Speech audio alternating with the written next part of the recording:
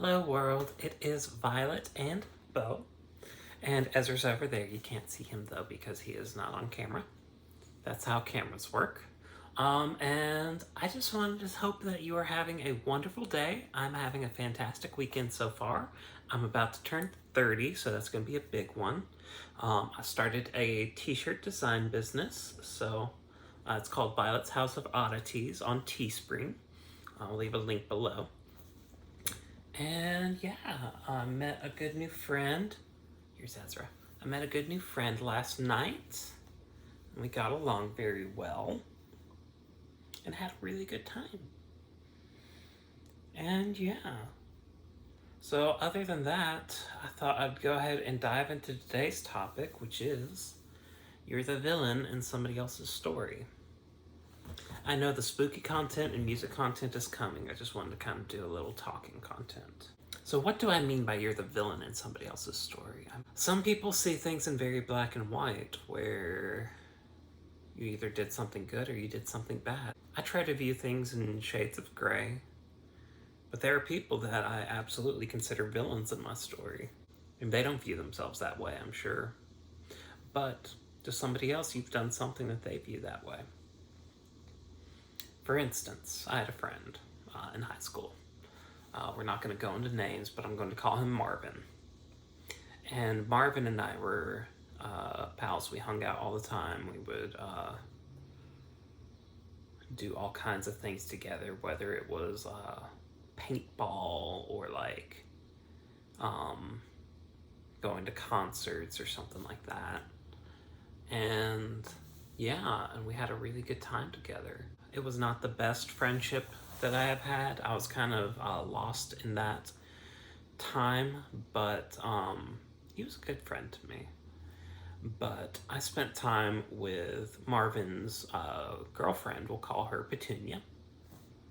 And Petunia and I were really good friends. I had a lot more friends who were girls than guys, especially at this time. And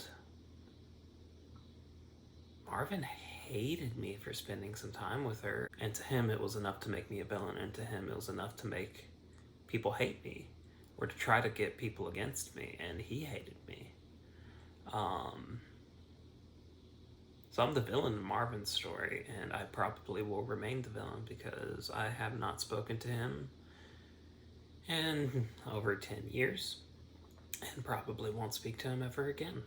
Another story of how I'm the villain in somebody's story. Well, obviously, as per my last video, I just got a divorce. That makes you the villain in a lot of people's stories.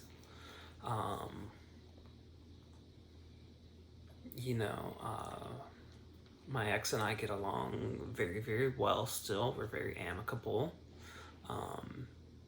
Whether it's a small thing of like, hey, you've got mail here, or hey, we need to take care of this, or, what have you, or hey, how's Dobby doing? Dobby is a dog. Dobby is wonderful and cute. Or how's Bo doing? Well, we care about each other and everything still. But because that, I'm the villain in a lot of people's stories. Even though my ex and I get along very well, we like to, check on each other, check on the animals and everything. Here's Ezra.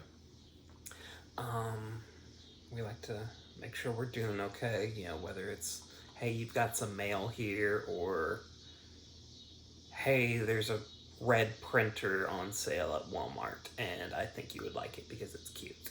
Like, we try to look out for each other and stuff like that. But I'm the villain in a lot of people's stories because I did transition, because that marriage did end, because of things that they think about me, and especially when I was presenting mail and everything, I did not share a lot. So there are people who think that I didn't care a lot, but really I did. I just didn't share very much. Overall, there's people that I have lost because of transitioning who I think I'm some sort of villain, or at least a bad influence. There are people who were my friends that I've not talked to since coming out and have even like deleted me off Facebook and stuff. I noticed that kind of thing. And it hurts because I'm still me. I'm still the same person, but because of their beliefs and everything, that makes me a villain. Or at least a bad influence. So I'm the villain in a lot of people's stories, but I hope I'm the hero in at least my own. I hope I'm successful and that I've done wonderful things. And I feel like I have done wonderful things. I used to volunteer at the Healing Place and I helped renovate the building that they're in now. I volunteer for Shoals Theater.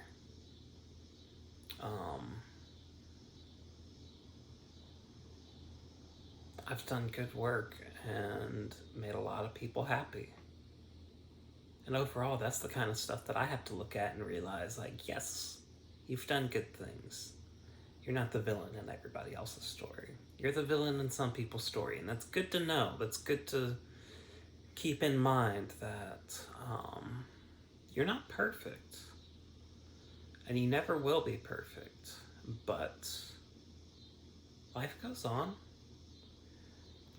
And despite what some people may think of you, life is good.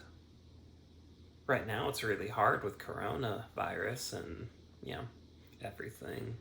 I would love to be able to go to a concert again, and I've wanted to go to a convention real bad. I really wanted to go to Dragon Con, but that didn't work out. But anyway, life's good. And you might be the villain in somebody else's story. But just remember that you are a bright shining light in so many other people's stories. And remember, lastly, that we are all stardust. Bye everyone, and I hope you have a wonderful day. Bonus clip, it's me and Ezra cuddling, and Bo watches.